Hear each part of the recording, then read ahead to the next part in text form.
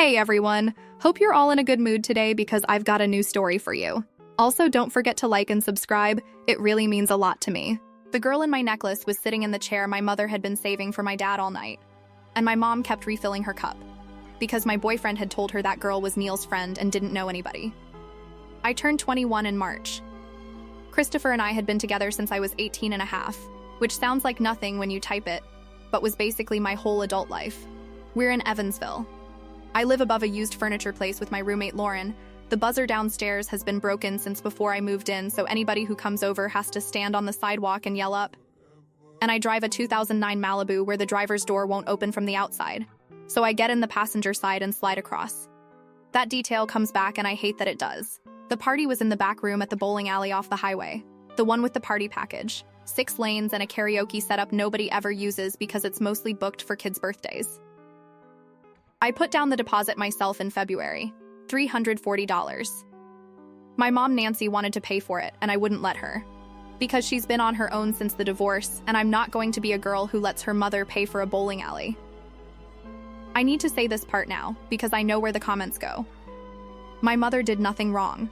She is the only person in this entire story who did nothing wrong, and she has been carrying it around like she personally handed him the microphone. Backing up. I wasn't sitting there for 2 years thinking something was off. I thought Christopher was stressed. He'd been picking at me since around Thanksgiving. Little stuff. How I laugh too loud. How my stories go on too long. How I get excited about things in a way that's apparently a lot. And I adjusted. That's the part I keep chewing on. Somebody tells you you're too much for long enough, and you start shrinking yourself before you even walk in a room. I told myself he was going through it because his brother Neil moved back home, and his mom Kristen's house was chaos. Things I noticed and did nothing about. In order. Starting in January, he stopped leaving his phone anywhere near me, which I clocked and decided not to be that girl about, because I'd never gone through his stuff and wasn't going to start. In February, he skipped my sister Elise's engagement dinner and said he had a thing with Neil. And then Neil mentioned the next week that he hadn't seen Christopher all weekend. And when I asked, Christopher told me Neil can't keep a calendar straight, which, honestly, Neil can't. So I let it go. Everything had a reasonable answer if you wanted one badly enough and I wanted one badly enough. My parents split when I was 14. It wasn't dramatic, they just quit. My dad Dave lives 20 minutes out and shows up to things, that's his whole personality. He's the guy who arrives early with a folding chair. He and Christopher got along, sort of, in the way where my dad thought a boy who owns a socket set can't be all bad. Christopher fixed his water heater in 2023, and my dad has brought it up approximately 900 times. My dad was not at my party. Christopher had offered back in January to pick him up because my dad hates driving at night and the bowling alley is off the highway. It was Christopher's idea. He volunteered. He never called him. My dad sat at his house in his good shirt until 7:40 and then figured he'd gotten the time wrong and didn't want to make a thing of it. And I found out at 11 that night when he texted me asking if it was good. And nothing else. So, Saturday, 2nd week of March. 22 people RSVP'd, 30-something showed up because it's a bowling alley. Lauren came, Elise came with her fiancé Adrian, my friend Kira drove up from Owensboro. My mom got there at 5:30 to put out the food she'd made even though I told her the package included pizza. Christopher got there around 8:30, late, with a girl I'd seen exactly once, at a cookout at Neil's in September, where I'd asked who she was and he told me she was Hadley, somebody's cousin, and told me not to make it into a thing. So I didn't make it into a thing. I spent 6 months being extremely normal about a girl I was specifically instructed not to be weird about, and she walked into my birthday in a green dress wearing my necklace. It's not a fancy necklace, little gold bar on a chain, maybe $80. He gave it to me last Christmas at Kristen's house in front of everyone, and his mom made a whole production about how thoughtful he is. I know it's mine because the clasp broke in April and he replaced it himself with a silver-colored one that doesn't match, and I could see it sitting at the back of her neck from across the room. And she was in my dad's chair. My mom had her purse on it since 5:30. And Christopher had walked in ahead of Hadley, gone straight to my mother and told her that girl was Neil's friend and didn't know anybody and could she look after her. My mom moved her purse. She poured that girl a drink. She spent an hour being kind to her because her daughter's boyfriend asked her to. My mother is a woman who will talk to anybody standing alone at a party. That's not a flaw. And he knew it, and he used it like a tool he'd picked out ahead of time. I went over. I was not quiet about it, I want to be clear. I did not do a dignified walk. I asked my mom who that was, and she told me Neil's friend. And I said, that's my necklace. And my mother looked at that girl's neck, and then at me, and I watched her put it together in about a second and a half. She started to stand up. Christopher got to me first. Took my elbow, walked me toward the lanes, told me I was doing exactly what he knew I'd do. That I can't be in a room 20 minutes without making it into something.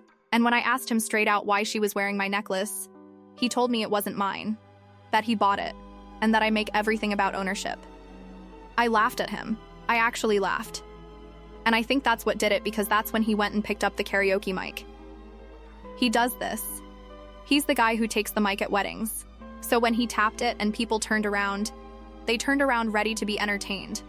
And I need you to understand that, or the next part makes them sound like monsters. He opened with a joke about how 21 is the age you legally have to stop making the same mistake over and over.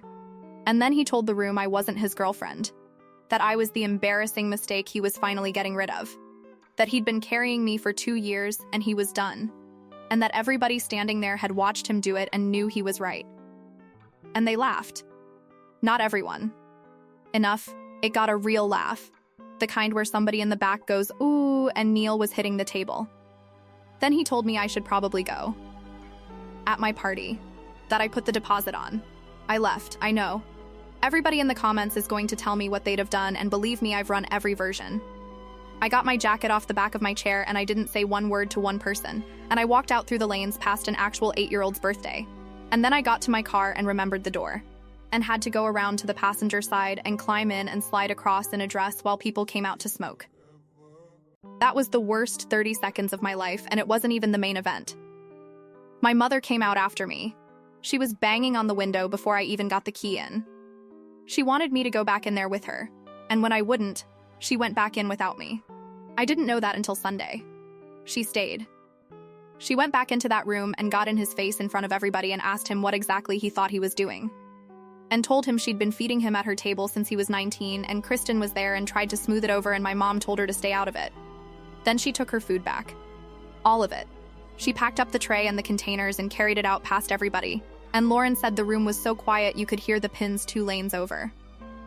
My mother is 53 years old and she has never made a scene in her life, and she made one for me and I didn't even see it.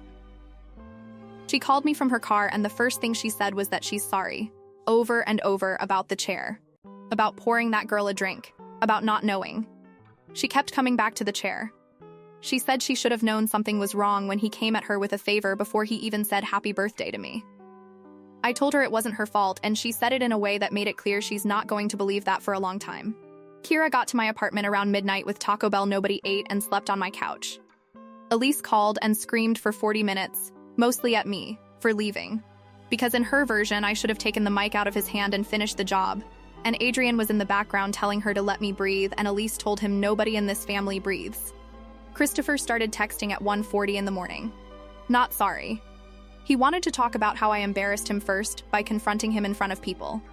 How he'd been trying to end it since January and I made it impossible because of how I react to things. How the necklace thing proved his entire point. Around 3, he sent a long one about how he'd sacrificed for 2 years. How he was the only one who ever showed up for my family. How he was the one who fixed things at my dad's house. And that if I thought about it honestly, I'd know he was right. I answered every single one. I wasn't dignified about it. I typed paragraphs. I asked about the cookout in September, about February, about the clasp, about why he waited until there was a microphone in his hand. He answered some and lied in a way where the lies didn't line up with each other. And around 4, he stopped answering in sentences and started sending one-word stuff. And then he sent me a photo of the party room floor covered in cups with a message about how I left everyone with the cleanup. Sunday, he came to my apartment and stood on the sidewalk yelling up because of the buzzer. And I let him in. Because I wanted answers more than I wanted to look strong. We talked for 2.5 hours. He still had a key from when he basically lived here, which I hadn't thought about in a year. He explained himself about 6 different ways, and in every version he was the exhausted good guy. When I asked how long Hadley had been around, he told me it depends what I mean by around. When I asked why he told my mother that girl was Neil's friend, he told me he was being considerate, that he didn't want my mom to have a bad night. And when I asked why my dad wasn't there, he told me he forgot. He forgot. In January, he volunteered. He brought it up twice more, once at Christmas at his mom's, and then on the one night it mattered he forgot. And my dad sat in his good shirt until 7:40. I asked him to say it again, and he said he wasn't going to be cross-examined in his own relationship. And I told him it's not his relationship anymore, and he told me not to be dramatic. Monday, I asked Elise straight out what she knew, and my sister, who has never been cagey with me in her life, got cagey. And then she told me she'd seen Christopher with Hadley at the Walmart on the east side sometime around Halloween, and figured it was nothing and never mentioned it.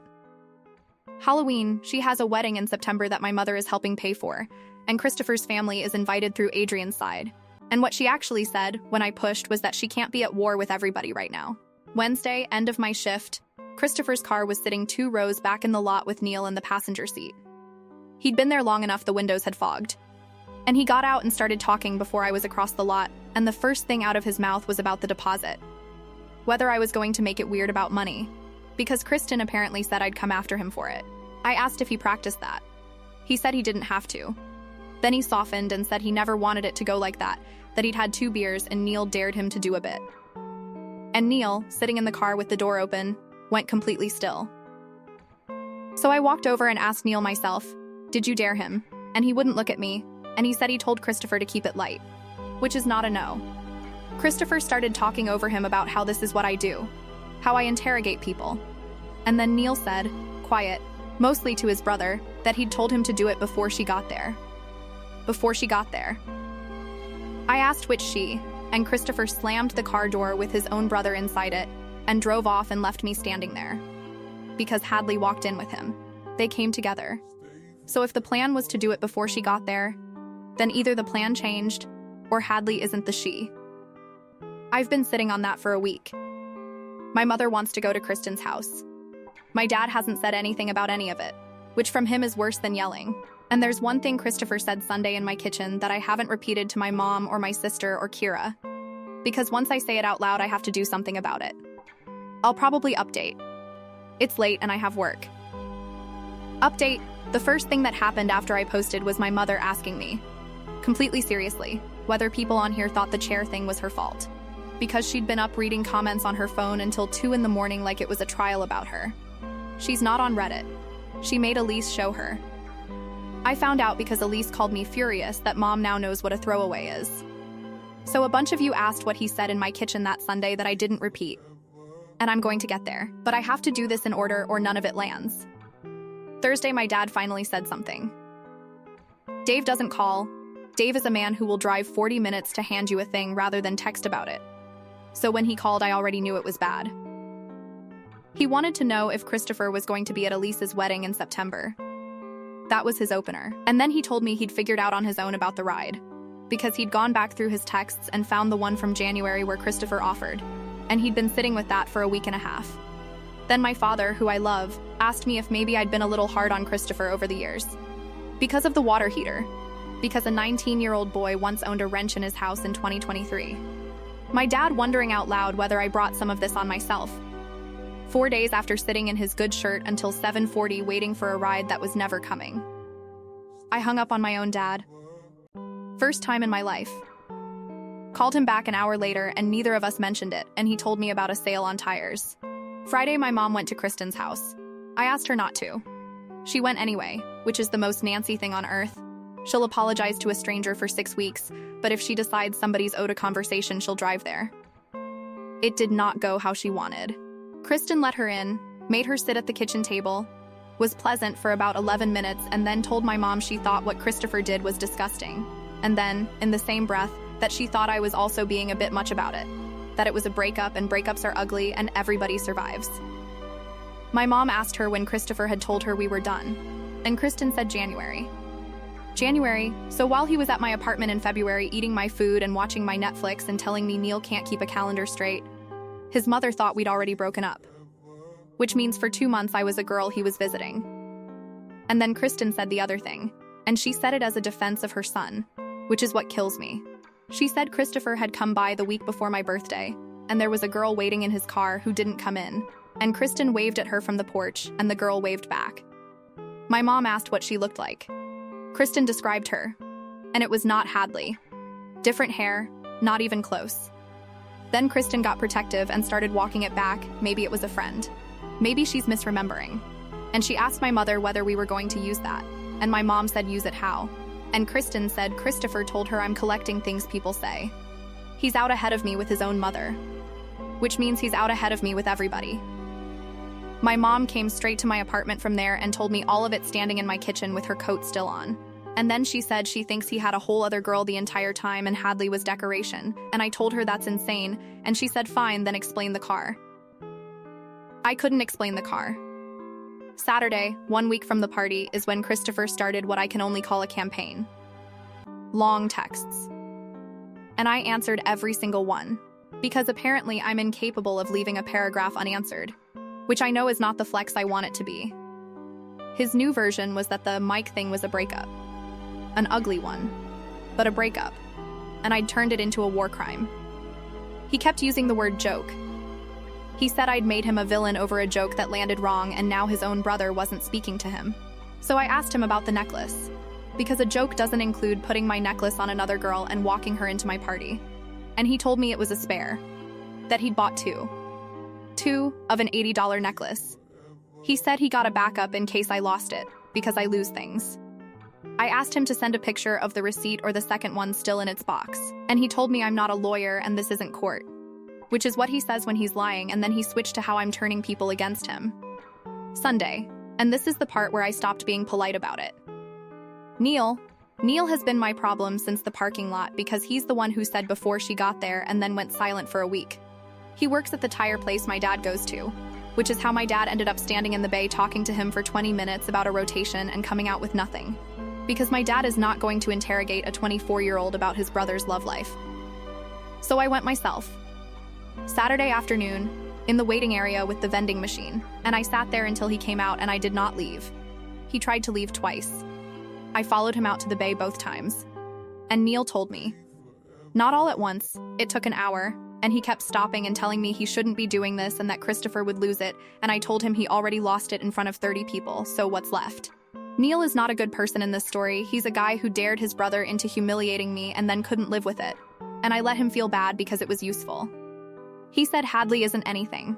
He said Hadley is a girl Christopher has been keeping around since the cookout who thinks she's dating him. He said Christopher brought her to my party on purpose so the night would look like a normal breakup, with a normal reason.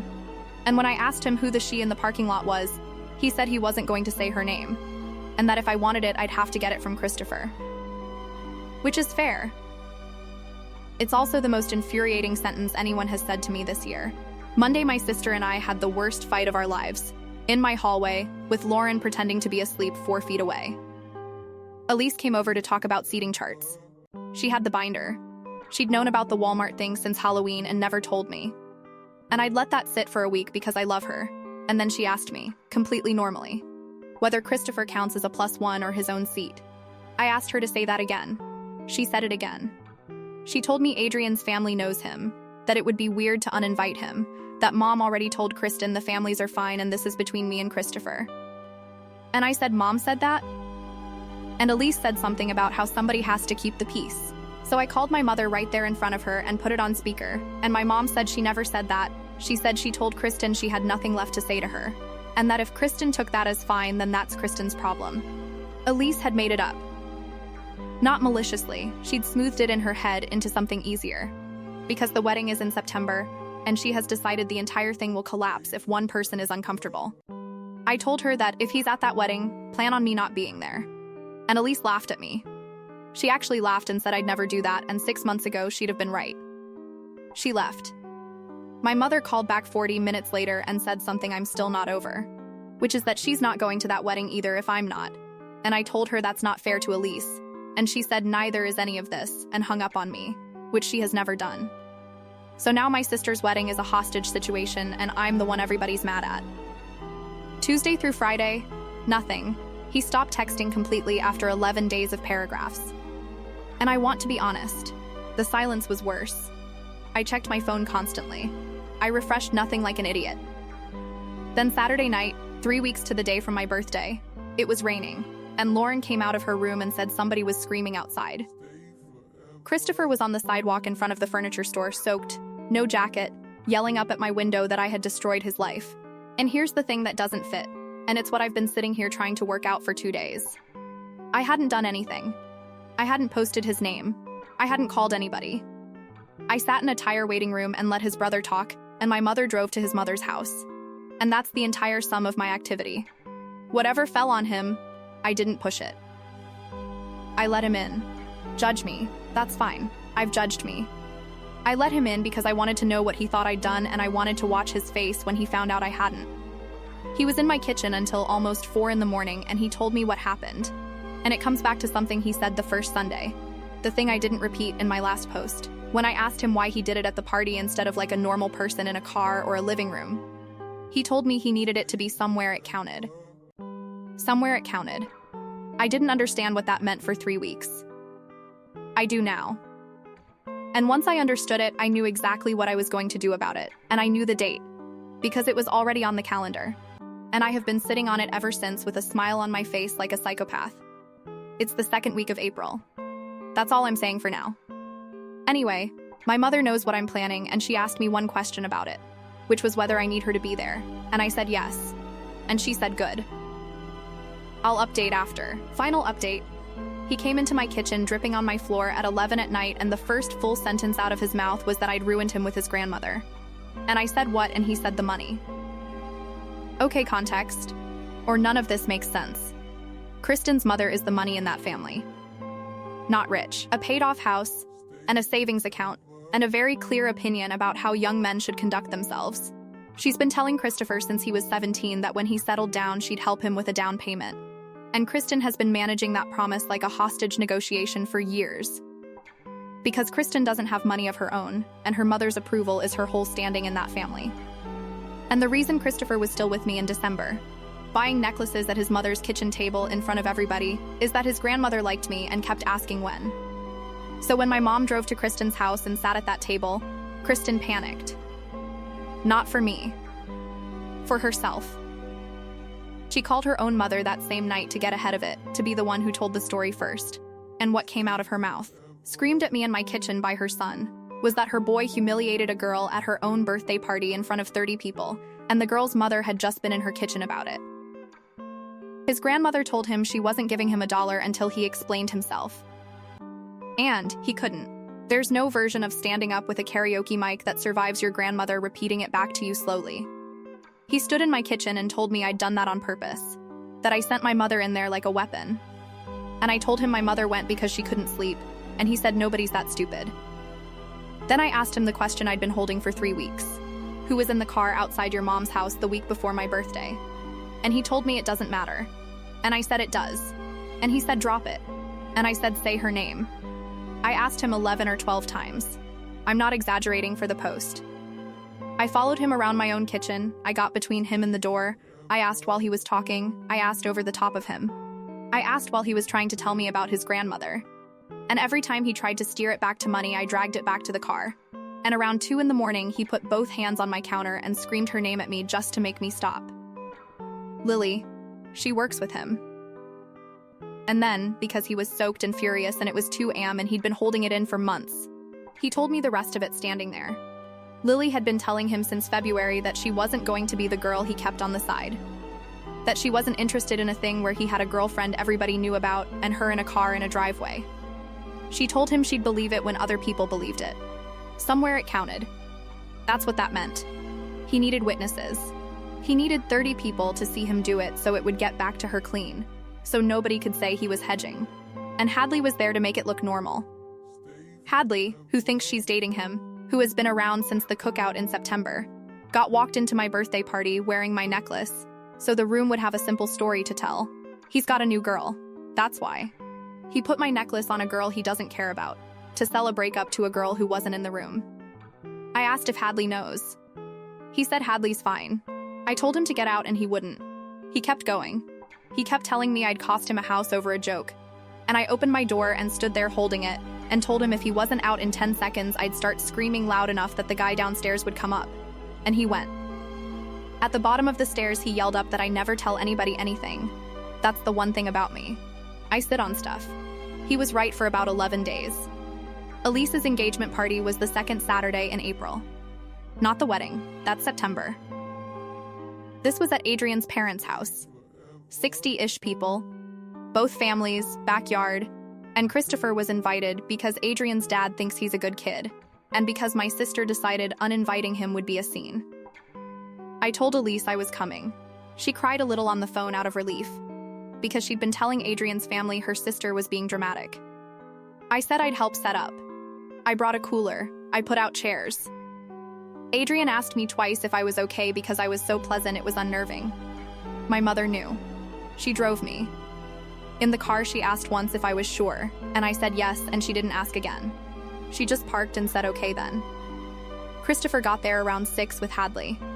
Around 7:30, when Adrian's dad was doing a toast and people were half listening, I stood up and said I wanted to add something. And nobody stops a girl who wants to say something sweet at her sister's engagement party. I said congratulations. I said I was so glad everybody could make it. And then I said that since we were all together, I wanted to clear something up, because there'd been some confusion about my birthday. Christopher started walking toward me immediately. I said that on the second Saturday in March, at my 21st birthday party that I paid for, this man took a microphone and told 30 people I was an embarrassing mistake he was getting rid of. I said he brought Hadley to the party and told my mother she was Neil's friend so my mom would babysit her. I said the necklace Hadley was wearing that night was mine, a Christmas present, and I could prove it, because the clasp is the wrong color because he replaced it himself. Hadley put her hand on her collarbone. She wasn't wearing it. She looked at Christopher. And I said the last part. I said he didn't do it because we broke up. He did it because a girl named Lily, who he works with, told him she wouldn't date him until people saw him end it. So he needed an audience. And he used my birthday, my family, and Hadley to get one. And he told me that himself in my kitchen at 2 a.m. 3 weeks later while he was screaming about his grandmother's money. Then it got loud. Christopher started yelling that I was a liar in the middle of a backyard.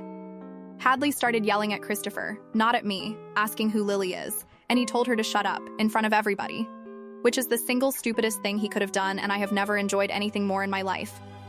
She threw her cup. Not at him. At the ground. But she threw it. Kristen went at me and got about 4 words out before my mother got in between us. And my mom told her she'd sat in her kitchen and been told her daughter was being a bit much. And Kristen said something about how this is a family event. And my mom said yes, hers. And she stayed right there in her face, until Kristen backed up. Neil was standing by the garage, and Christopher turned around and screamed at his own brother to say something. And Neil said no. That's it. Just no.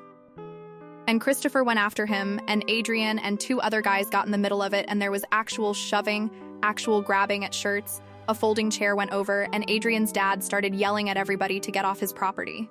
And my father, who I had not warned, who had been standing by the cooler this whole time not saying a word, walked over to Christopher and told him he waited until 7:40 in a good shirt. That's all he said. He didn't yell. Christopher tried to talk, and my dad just said it again. 7:40. And then walked back to the cooler and picked his beer back up. Christopher left screaming that we're all crazy and that I ambushed him and that everybody there was going to hear his side. Hadley didn't leave with him. She got a ride from Adrian's cousin, and she has never spoken to me, and I hope she never does. We're not a support group. I am not sorry. Kira asked me the next day if I felt bad, and I told her the truth, which is that I've slept better since April than I did the entire month before it. The fallout, since I know you want all of it. Elise and I fought for 2 weeks because I ruined her party. And then Adrian's mother Della told her at some point that she'd have done the same thing. And Elise came over and apologized in my hallway, in the exact spot where she'd laughed at me. She uninvited Christopher from the wedding herself. My mother is still going, obviously, and she and Kristen are never speaking again, which Elise has accepted with the grace of a woman who has given up. My dad and I have not discussed the phone call where he asked if I'd been too hard on Christopher. Instead, he showed up on a Sunday and fixed my driver's side door, the one that's been broken for 2 years, and put new tires on the car and told me the passenger side thing was going to get me hurt one day. He didn't say sorry. That was the sorry. Neil quit talking to his brother for good and sent me one message in May that said sorry about the dare thing. I left him on read for 9 days and then sent a thumbs up. That's all he's getting. Christopher moved out of Kristen's in May after a fight about the grandmother money, and he's on a friend's couch. Lily lasted about 6 weeks. Not because of me, because Hadley found her, which was always going to happen since he had Hadley on Instagram the whole time. He still texts. Not begging, explaining that we both did things. That he lost a house over a joke. That someday I'll see it. The last one in June said I ambushed him in front of his own family. Which, yes, I did. On purpose. In April. I picked the date in March, and I sat on it for 4 weeks smiling. He needed to do it somewhere it counted. So did I. If you read all this, thanks, it's late.